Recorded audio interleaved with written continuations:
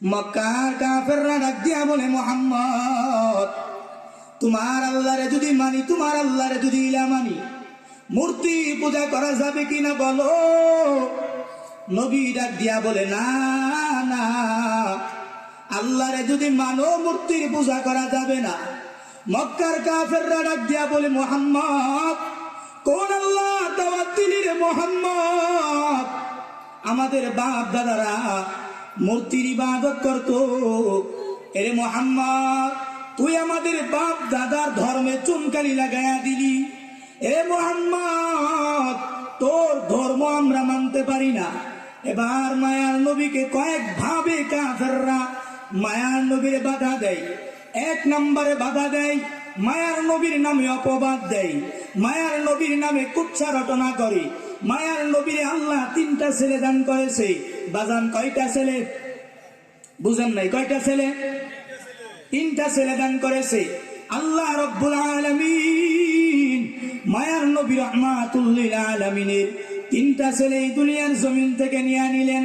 কাফেররা ডাক দিয়া বলে, মুহাম্মদ তোমার ছেলে নাই। মুহাম্মদ তুমি হলো আবতর, তুমি হলো লেসকাটা। দুনিয়ার জমিনের মধ্যে যার ছেলে নাই মানুষ তার লেসকাটা বলে কি বলে না? বলে। মুহাম্মদ তুই আবতর। আমার আল্লাহ রব্বুল আলামিন জানায় দেয়, এরে জিবরাইল যাও যাও, আমার নবীর মনে কষ্ট, আমার নবী ছেলে হারায় কষ্ট। এমনি ছেলে নাই, ছেলেরে আমি আল্লাহ নিয়ে নিয়েছি কষ্ট।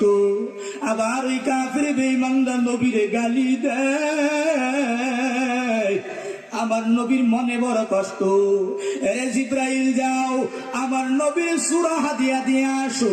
জিব্রাইল আমিন হাজির। জিব্রাইল আমিন আসিয়া ডাক দিয়া বলি, ইয়া রাসূলুল্লাহ আমি আপনার জন্য হাদিয়া আনলাম। নবী ডাক দিয়া বলে, কি হাদিয়া আনছো? জিব্রাইল ডাক দিয়া বলে, নবী পড়েন, ইন্না আ'তাইনাকাল কাউসার।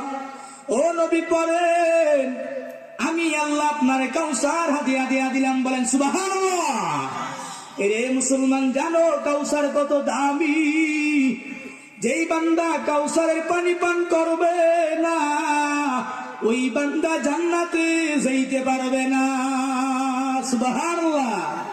এমন এক কাউসার দান করেছে। এই কাউসার কত দামি!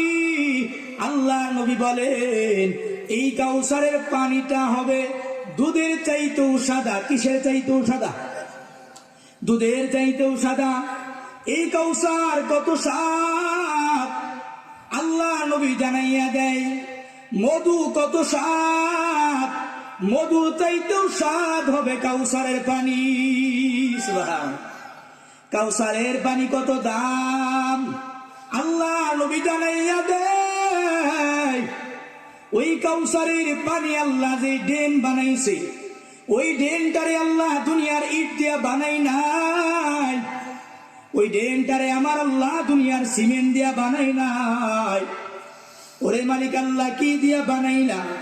আমার নবী জানাইয়া দেয়, ওই ড্রেনটারে আমার আল্লাহ স্বর্ণ দ্বারা বানিয়েছে।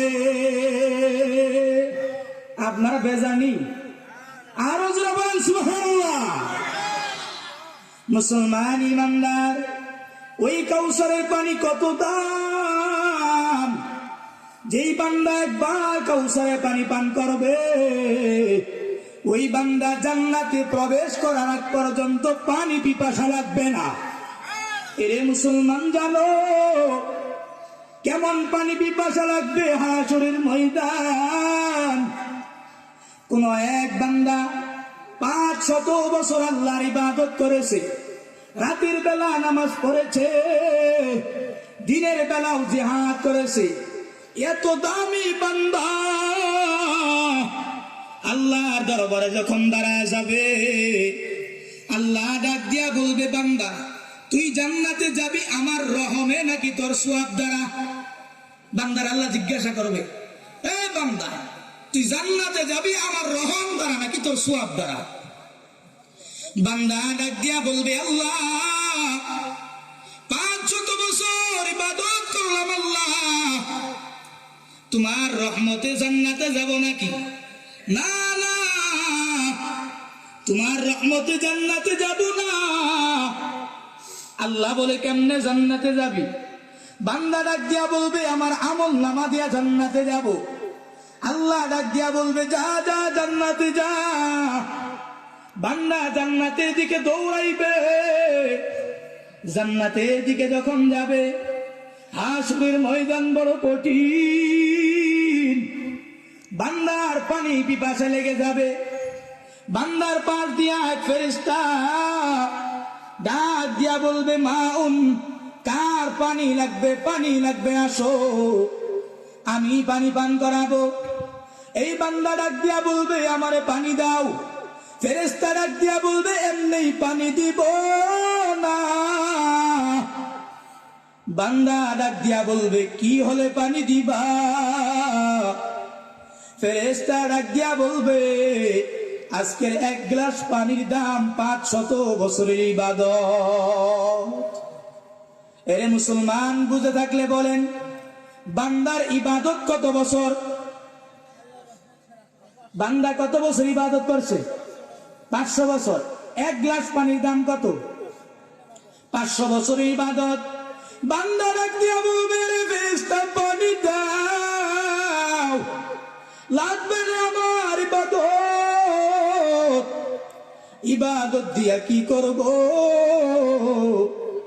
যদি এখন বুক ফাটিয়া মারা যায়, আমার ইবাদত দিয়া আমি কি করব? ফেরেশতা ডাক দিয়া বলবে নে রে নে, এক গ্লাস পানি খা ফেল। ওই বান্দা এক গ্লাস পানি পান করবে। এক গ্লাস পানি পান করিয়া বান্দা সামনের দিকে আগাইবে। সামনের দিকে যখন আগাইতে থাকবে, বান্দার আবার পানি পিপাসা লেগে যাবে। বান্দা ডাক দিয়া বলবে পানি দাও, আমার পানির পিপাসা লেগে গিয়েছে। এবার ফেরেশতা ডাক দিয়া বলবে পানি দিতে পারি, শর্ত আগেরটাই 500 বছরের ইবাদত দিয়া দিতে হবে। বান্দা ডাক দিয়া বলবে ফেরেশতা আমার তো আর ইবাদত নাই, আমি কি করব? এই বান্দা সিজদায় লুটায় পড়বে। আল্লাহর ডাক দিয়া বলবে এ মালিক আল্লাহ, কেমনে জান্নাতে যাব? আয় আল্লাহ, আমার ইবাদত দ্বারা জান্নাতে যাইতে চাই না। এ মালিক আল্লাহ, আমি আপনার রহমতে জান্নাতে যাইতে চাই। আমার আল্লাহ ডাক দিয়া বলবে এরে ফেরেশতা যাও যাও, ওই বান্দারি আমি আল্লাহর রহমতে জান্নাতে ঢুকাইয়া দাও।